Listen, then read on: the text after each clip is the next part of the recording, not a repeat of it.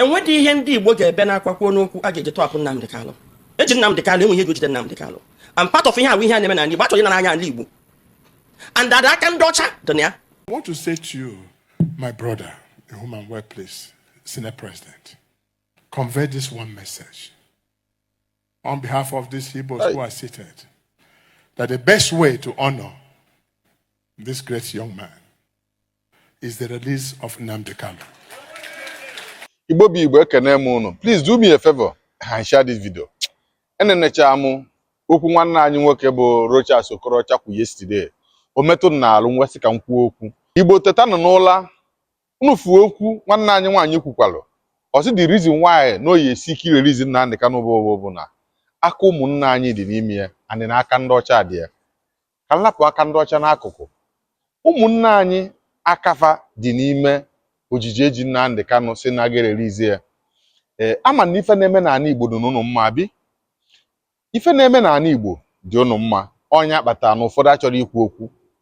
Oge elugo oge anyị ga-ekwugwu okwu gbasalụ ife a na-eme na ana Igbo. Ọtụtụ mgbe ebe dị iche iche anyị nọcha mana WhatsApp group mana group anyị nọcha ana m afụ ụfọdụ ndị ụmụnne anyị na-ekwu sisi release na Nnamdi Kanu na onwere ka ọ pụta na ọ ga-anwụ dee. Ife na-atụ m amụ gbasara okwu abụọ bụ na ndị na-ekwu ụdị okwu a nwekwa ike ịdị right n'uche gị because asị na uche onye adịghị njọ. Ngwa ajụwa nga ajụjụ o nwere ife mere na Anambra steeti yesterday abịa gbagbucha ndị mmadụ. Ka the reason eji gbagbucha ndị security a because of na Nnamdi Kanu nọ n'ime. Ajụwa nga ajụ gị nwa na-ekwu ụdị okwu a ndị niile a gbagbu nyaamụ ndị niile na-anwụ n'ala Igbo because of ojeji Nnamdi Kanu fa bụ family Nnamdi Kanu ka fa bụ relative Nnamdi Kanu. Jụọ onwe gị dị ajụjụ. Ị n'obodo oyibo believe ono ga-enweta gị ofu ụbọchị ọ ga-enweta onye ọbụla. Ekpele anyị ebe ọbụla anyị chọọ ka ana Igbo dị mma. The evidence na-enene here a sị na ọ the highest street enwe na Lagos. Iruo that place ya na 80% of 85% of people nọ there bụ ndị Igbo. A na-elecha na 1.5 billion. Rent ya sị na ọ rụcha $100,000. Kedu ndị bi there? Ndị Igbo. Onye bi ụdị ebe anụnwa oge na-ekwu okwu ka elelize Nnamdi Kanu. O nwere ka o kwuo because ọ nọ na paradise. Electricity 247. Onye bi n'ụdị ebe anụnwa furu onwe ya asị onye bi n'obodo oyibo so onwere ife ọ na-ala akị. Mana ndị be anyị sị na ekesịa n'ama eburu na obi. Be anyị bụ ana Igbo kwesịrị ka a na-ekwu okwu ka esi wee ma ka ọ ya adịkwa mma ka ọ dị. Ada emezi masị return mma bụ oge ya bụ emebe masị return. Ịbata ana Igbo onye ọbụla akpọrọ family niile nata na-enwere aṅụrị kịta ọ dịrọzi. Why? Because na ana Igbo adịrọ mma. Amazi ndị a na-aya amakwodu ndị bụ ndị na-eme ife anụnwa. Ife nnachi ikwu okwu anwa bụ na onye ọbụla bụ onye kpọọ onwe onye Igbo kwesịrị na-eme gịnị mmalụ na ọ dị mma ka emee ife a ga-eme ka peace dị n'ala Igbo. Ọ bụrụ na Nnamdi Kanu ya abụọ pụta peace adị n'ala Igbo. Nnamdi Kanu pụta ka peace dị n'ala Igbo. Anyị chọrọ peace n'ala Igbo. Ma ndị na-asịsị jidie na-apụta na unu eche na Nnamdi Kanu nwa n'ime nga na ana Igbo peace adị.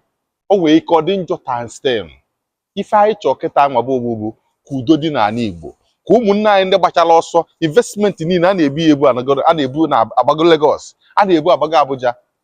Ụfọdụ gbaa ọsọ, ụfọdụ enwere obi gbaa ọsọ. Chineke nna meela anyị ebele. Ife anụnwa Rochas Okorocha kwu ọ dị mma mana onye ma na afa ga-etinye n'ọlụ.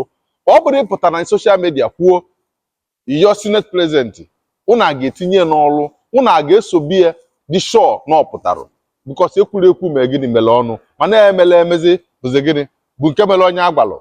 Ife nna ya ọbụla bụ onye Igbo kwesịrị ịma na Nnamdi Kanu pụta na ana Igbo ka dị mma. Security niile agbagbu yesterday ọ nne mmadụ ọ nna mmadụ ọ ụmụnne mmadụ. Think about this. Rochas Okorocha ọ bụrụ ọ na-anụ nwunye si wee kwu ya fụcha ife niile Igbo ji biri nọdee. Ọ bụrụ na unu kwuru ya n'ọnụ gbaanụ mbọ ka Nnamdi Kanu pụta ka enwee peace n'ala Igbo. Gọvanọ na-achị the whole steeti n'ala Igbo gbaanụ mbọ tinye bi ọnụ. Ọ bụrụ isisi mepee sit at home mana ihe achịpụta security ka organize ndị mmadụ ka protect ndị mmadụ. Ndị niile anwụ yesterday na Anambra steeti fa ga-apụta ọzọ nke fa agagwo na nke fa agagwo. Ife anyị need ebe bụ ka ana Igbo dị mma. Ife need ebe bụ ka ana Igbo dị mma because ama m na ana Igbo dị mma investment ga-anata na be anyị, joy ga-adị na be anyị, development ga-adị na be anyị. ife mmekwa ọ bụ uche nka m kwuru ikwu ọkwọ m n'ọnwụ ya ekwu ife ga-emenụ mana ndị be anyị si na uche onye adịghị njọ. This is Anigo TV. I love you all.